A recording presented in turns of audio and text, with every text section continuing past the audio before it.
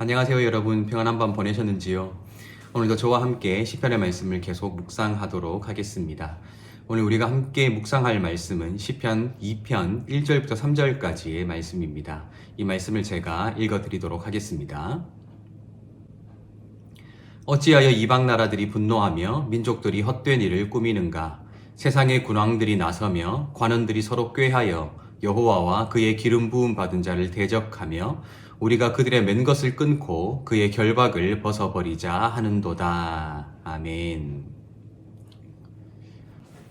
오늘 우리가 읽은 이 시편 2편의 말씀의 구체적인 내용에 들어가기에 앞서서 우리는 이 시편의 장르에 대해서 한번 생각해 볼 필요가 있습니다. 시편에는 총 150곡의 노래가 모아져 있습니다. 그래서 이 많은 노래들이 모여서 공적인 예배를 위해서 사용되었던 찬송가와 같은 역할을 했다라고 여러분들에게 설명드렸는데요. 이 150곡에 이르는 노래들은 저마다 다른 장르로 기록되었습니다. 이 장르가 함의하는 바가 굉장히 큰데요.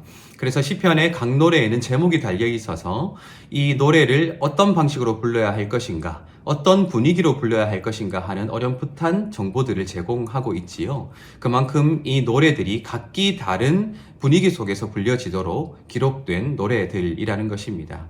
그리고 현대 학자들은 이 시편에서 발견되는 각각의 특징과 패턴에 따라서 굉장히 많은 장르들로 구분을 했는데, 오늘 우리가 읽은 시편 2편은 이 시편에 속해 있는 제왕시 중에 하나이다 라고 알려져 있습니다. 왕에 관한 시이자 노래라는 것입니다. 이 제왕시는 이스라엘의 왕을 어떻게 표현하고 있는가 하는 특징을 가지고 있는데요. 이 제왕시는 흔히 왕을 굉장히 특별한 존재로 묘사하고 있고 여호와와 굉장히 특별한 관계 속에 있는 인물로 묘사하고 있습니다. 특수한 존재로서의 왕을 묘사한다는 것이죠.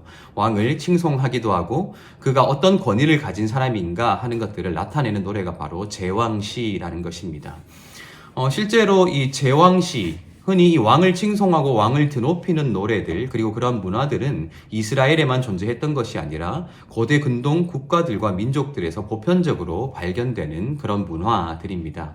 실제로 고대 세계에 있어서 왕은 좋은 가문을 타고났기 때문에 왕이 되는 그런 존재로 인식된 것이 아니라 신의 선택을 받은 존재로 인식되었죠. 그래서 구약 성경에도 왕들은 여호와의 기름 부음 받은 자, 이 마시아흐라고 불립니다. 흔히 메시아라고 불리는 이 메시아들 중에 하나였어요.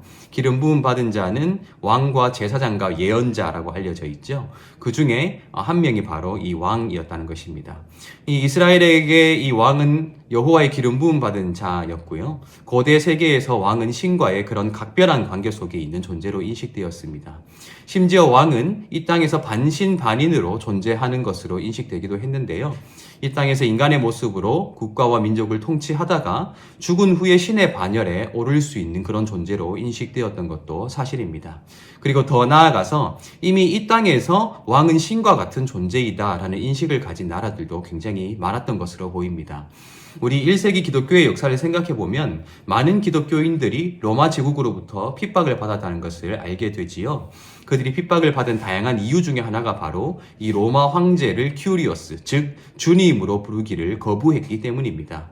기독교인들은 오직 하나님과 예수에게만 주님이라는 칭호를 붙이기를 원했기 때문에 자기 자신을 신격화하기를 원했던 로마 황제들은 기독교인들을 미워했고 그들을 박해했다라는 것이죠. 이런 사례에서도 잘 나타나듯이 고대 세계에 있어서 왕은 신격화되고 신과 같은 존재로 인식되었던 경우들이 굉장히 많이 있다라는 것입니다.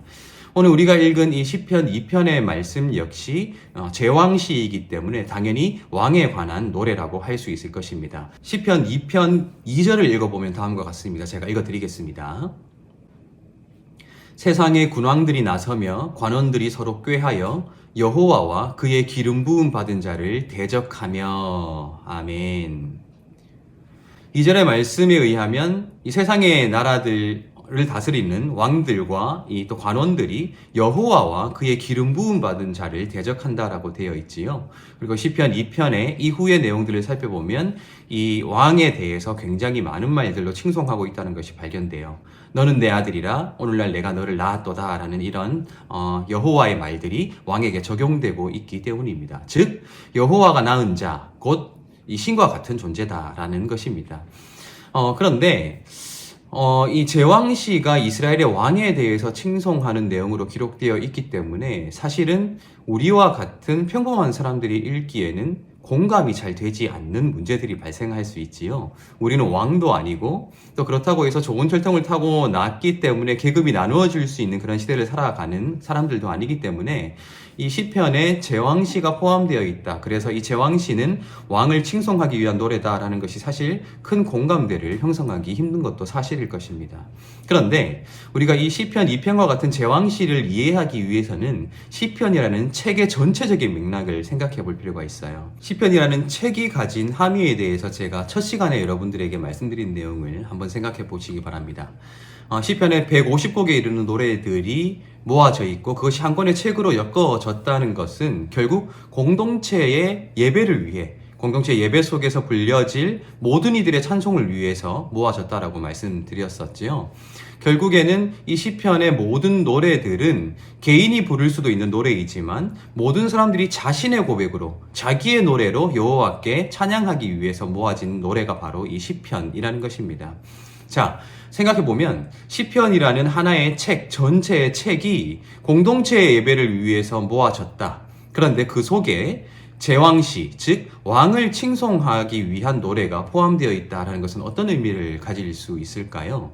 누군가 공동체의 예배를 드리기 위해서 성전에 나와서 함께 노래를 부를 텐데 이 시편 2편의 노래를 부르면서 자기와는 상관없는 그냥 저 멀리 있는 제3자로서의 왕을 칭송하기 위해 이 노래를 불렀다고 할 수 있을까요? 저는 아니라고 생각합니다. 이 시편 2편은 분명히 왕을 칭송하기 위한 노래로 기록된 것은 사실일 것이나 이 한 곡의 노래가 시편이라는 하나의 책에 포함되었다는 것은 결국 정말 이 노래가 그 노래를 부를 그 개인의 고백으로 불려질 때 전혀 다른 의미를 가질 수 있게 고안되었다라고 생각하는 것이 좋겠지요. 어쩌면 이 시편은 이 노래를 자신의 노래로 부를 그 사람, 이 노래를 자신의 고백으로 여호와께 찬양할 그 사람을 왕과 같은 존귀한 존재로 초대하고 있는 그런 노래가 아닐까 우리는 생각해 볼 수 있어야 한다는 것입니다. 지금 온 이스라엘이 함께 모여서 하나님을 예배하고 있습니다. 그런데 그 온 이스라엘이 이 노래를 자신의 노래로 고백하고 있다고 생각해 보십시오. 그 하나님을 예배하는 그 순간만큼은, 그 하나님을 찬양하고 있는 그 순간만큼은 모두가 자신의 고백으로 이 노래를 부를진데 너는 내 아들이라 오늘날 내가 너를 낳았도다 라는 이 여호와의 말씀을 자신을 향한 하나님의 말씀으로 고백할 수밖에 없다라는 것입니다. 그럴 때 이 시편 2편은 애초에 왕을 칭송하기 위한 노래였겠지만 그것이 함께 불리게 되었을 때는 왕이 아니라 모든 사람들을 왕 같은 사람으로, 왕 같은 존재로, 즉 가장 존귀한 존재로 하나님께서 인정하신다. 결국 하나님 앞에서 예배드리는 그 시간만큼은 모두가 동등하게 존귀한 존재이고 모두가 동등하게 아름다운 존재이다. 특별한 존재이다. 하나님과 특별한 관계를 맺으며 살아간다라는 것들을 이 노래를 통해서 깨닫게 된다라는 것입니다. 모든 장벽이 무너지고요. 모든 차별이 무너지고요. 모든 사람들이 하나님 앞에서 동등하게 왕과 같이 존귀한 존재다라는 것들을 드러낼 수 있는 노래가 바로 이 시편 2편과 같은 제왕시다라는 것입니다. 그래서 저는 이 시편 2편을 읽을 때마다 우리 그리스도인들의 가치가 얼마나 존귀한가 하는 것들을 깨달을 수 있어야 한다고 생각했습니다. 우리 그리스도인들, 세상을 살아가다 보면 우리 그리스도인이라는 이 존재가 사실 그리 나타낼 것이 많이 없다라는 것들을 깨달을 때도 있지요.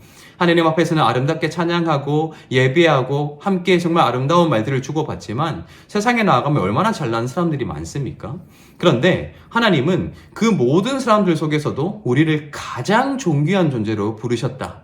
나만 그런 존재로 불렀거나 아니면 특정한 소수의 사람만 그런 존귀한 사람으로 부른 것이 아니라 하나님께 함께 노래하는 모든 하나님의 백성들, 하나님께 함께 찬양하는 모든 하나님의 백성들을 동일하게 존귀한 존재로 부르셨고 동일하게 왕과 같은 존재로 부르셨고 가장 아름다운 존재로 부르셨다 하는 것들을 우리에게 확신하게 해주는 노래들이 바로 이 제왕시다라는 것들을 우리가 깨달을 수 있어야 한다는 것입니다. 사실 이 시편 2편이 시편에 포함되어 있다는 것 자체만으로도 우리는 굉장히 귀중한 초대장을 받은 것입니다. 하나님은 우리를 존귀한 존재로 세우시길 원하시고 그 자리로 우리를 초대하신다라는 것입니다. 오늘 우리가 읽은 이 시편 2편의 말씀 내용에 구체적으로 들어가기 이전에 이 시편 2편이라는 노래가 우리에게 함의하는 바가 바로 그러하다라는 것입니다. 여러분, 우리 존귀한 자로 오늘 하루를 또한 살아가게 될 것입니다. 존귀한 자로 하나님을 바라보며 살아가게 될 것이고요. 존귀한 자로 그 가장 존귀한 가치들을 세상에 나누며 살아가게 될 것입니다. 우리 왕과 같은 존재로서 하나님과 특별한 관계를 맺으며 살아가는 자로서 오늘 하루도 승리하시고 또 평안한 삶을 누리시고 우리 다음 시간에 또 찾아뵙도록 하겠습니다.